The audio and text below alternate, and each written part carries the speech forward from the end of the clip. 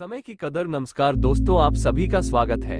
आज मैं आपको एक ऐसी बेस्ट मोटिवेशनल स्टोरी के बारे में बताऊंगा जिसे सुनकर या पढ़कर आपको लगेगा कि अगर नजरिया सकारात्मक हो तो नकारात्मक चीजों में से भी अच्छी बातों को लिया जा सकता है। तो चलिए आपका ज्यादा समय ना लेते हुए बेस्ट मोटिवेशनल स्टोरी को शुरू करते हैं।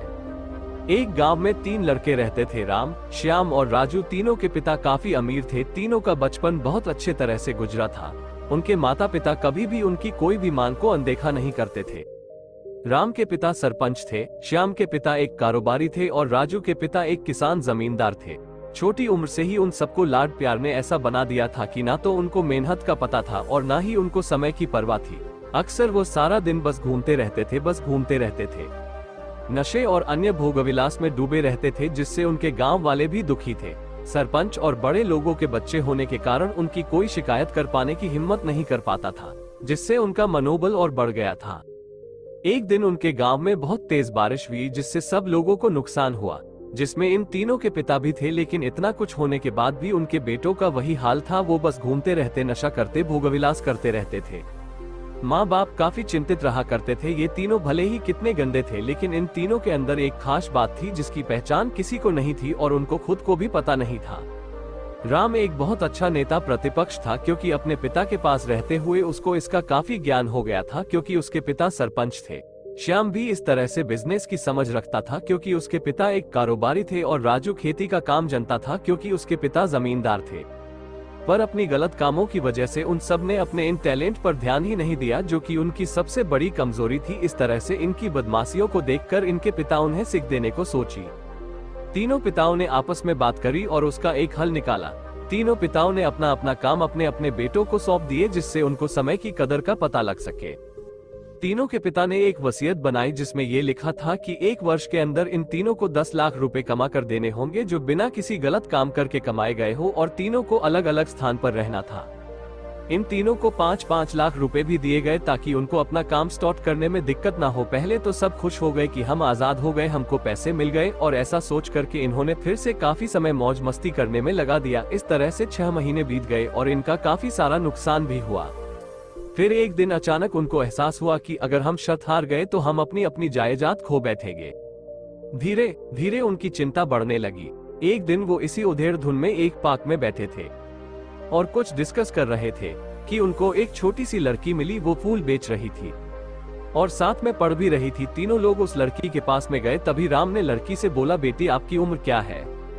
तो लड़की ने जवाब दिया कि मैं 12 साल की हूँ। अंकल, इतना सुनते ही राम ने आचार्य से पूछा कि आप इतने छोटे होकर के खेल नहीं रहे हो? इस पर लड़की ने जवाब दिया कि मेरे पापा अब इस दुनिया में नहीं है और माता बीमार रहती है, इसीलिए मैं ये काम करती हूँ।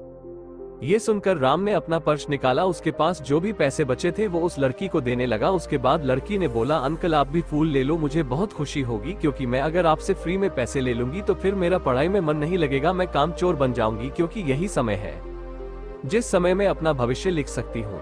राम ने उस लड़की से सारे फूल ले लिए और तीनों घर लौट आए। उस फूल वाली लड़की का उन तीनों लड़कों पर बहुत गहरा प्रभाव पड़ा। रात भर उन तीनों ने उस बच्ची के बारे में सोचते रहे और उन्हें एहसास हुआ कि वो तीनों कितने गलत थे।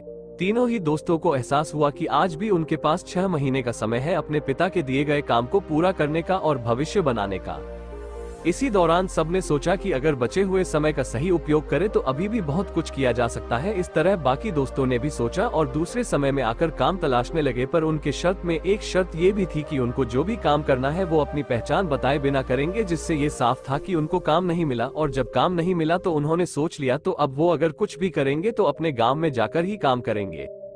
भले ही उनके पिता कुछ भी सोचे, लेकिन फिर भी अपने गांव में जाएंगे और अपने गांव में कुछ नए काम करेंगे, भले ही उनको अपने पिता के वसीयत ना मिले। तीनों लड़के अपने गांव में फिर से आए और अपने अपने पिताओं से जाकर के मिले और उन्होंने अपने अनुभव के बारे में बताया और बोला कि वो आगे से ऐसी गलती नहीं करेंगे और वो उन्हें माफ कर दे।